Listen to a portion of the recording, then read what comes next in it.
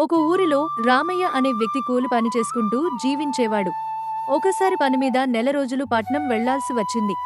దాంతో తాను కూడబెట్టుకున్న 1000 రూపాయలను ఎక్కడ దాచాలో తెలియక కిరాణా వ్యాపారి కోటయ్య దగ్గరికెళ్లి సలహా అడిగాడు.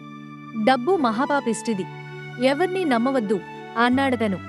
ఇంతలో కొట్లోని గుమస్తా ఓ బాబు దగ్గర రూపాయి ఎక్కువగా తీసుకోవడం గమనించాడు కోటయ్య. అదనంగా తీసుకోవద్దని నీకెన్నిసార్లు చెప్పినా మారవా? ఆ బాబు మళ్ళీ వచ్చినప్పుడు అతడి రూపాయి తిరిగిచ్చేయి అన్నాడు. అది చూసిన రామయ్యకు కోటయ్య పైన నమ్మకం కుదిరింది.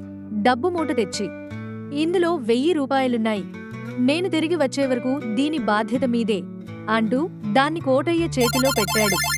నేను పరుల సొమ్మును తాకను, కావాలంటే మీరే మా పెరట్లో మీకిష్టమైన చోట గొయ్యి తవ్వి ఆ మూటను అందులో పెట్టుకుని వెళ్ళండి అన్నాడా వ్యాపారి.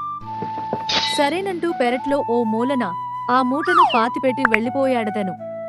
నెల రోజుల తర్వాత ఊరిలోకి రాగానే కోటయ్య ఇంటికెళ్ళి నా సొమ్ము నేను తీసుకువెళ్తాను అన్నాడు రామయ్య.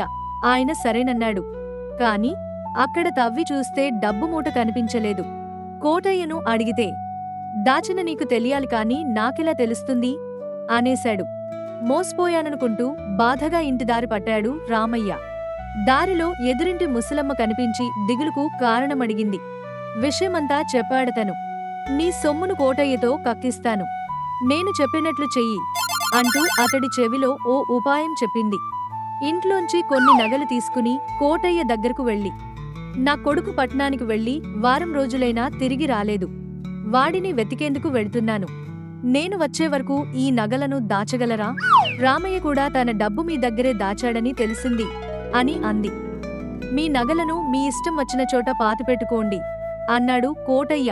ఇంతలో రామయ్య వచ్చి, నేను సొమ్ము పాతిపెట్టిన చోటు గురించి పొరపడ్డాను, అసలు చోటు జ్ఞాపకం వచ్చింది, అక్కడ తవ్వుకుంటాను అని అన్నాడు. అతడి డబ్బుని నేనే స్వాహా చేసినట్లు లోపలున్న ముసలమ్మకు తెలిస్తే ఆ నగలను దాచకుండా తీసుకెళ్లిపోతుంది అని అనుకుంటూ కంగారు పడ్డాడు కోటయ్య. వెంటనే నాకు ఆ సందేహం వచ్చి మరోచోట తవ్వి చూసా, ఇదిగో నీ డబ్బు అంటూ అల్మారాలో దాచిన మూటను అతని చేతికిచ్చేశాడు. పథకం ప్రకారం ముసలమ్మ బయటికి వచ్చి, రామయ్య వచ్చావా? నీకు పట్నంలో నా కొడుకేమైనా కనిపించాడా అని అడిగింది. కనిపించాడమ్మా, రేపు సాయంత్రానికి ఇంటికి వస్తాడట అని రామయ్య అన్నాడు. అయితే ఇక నేను వెళ్లాల్సిన అవసరం లేదన్నమాట అంటూ తన నగలు తీసుకుని వెళ్ళిపోయింది ముసలమ్మ. కోటయ్య నోట మాట రాక అలా చూస్తుండిపోయాడు. ఈ వీడియో మీకు నచ్చితే లైక్ చేయండి, షేర్ చేయండి మరియు మా ఛానల్ను సబ్స్క్రైబ్ చేయడం మర్చిపోకండి. Thanks for watching.